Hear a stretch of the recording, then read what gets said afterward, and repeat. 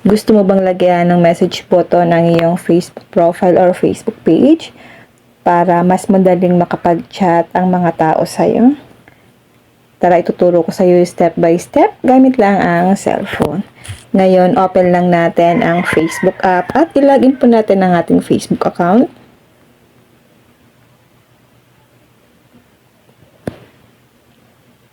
Tap lang natin ang profile. Ipakita ko po muna sa inyo guys kung ano ang nakalagay sa akin. Facebook. Tap 3 dots. Tap View As.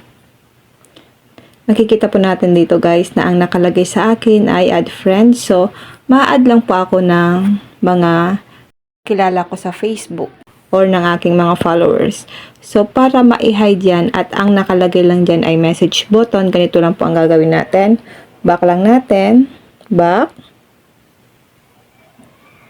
Back. Tap natin ang menu.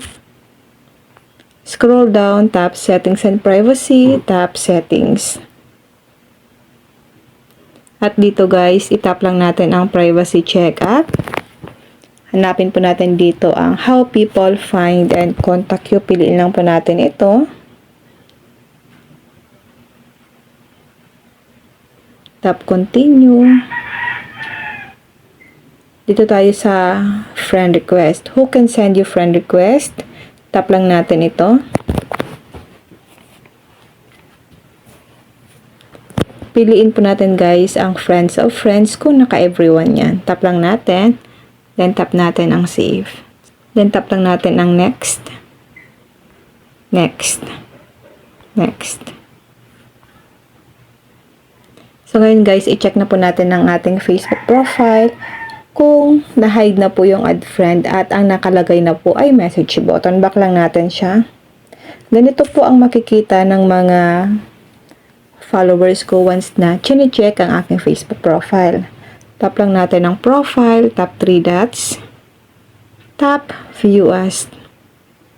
So makikita nyo po na may nakalagay na dito na message button. So, may message na po nila ako nito sa aking Facebook account.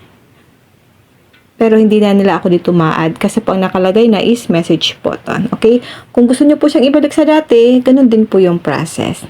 At ayan, may message button ka na sa Facebook mo. Mas madali ka nang ma-chat ng friends or followers mo. Kung nakatulong ang tutorial na ito, huwag kalimutang mag-like, follow at share para sa mas marami pang easy teach tutorials.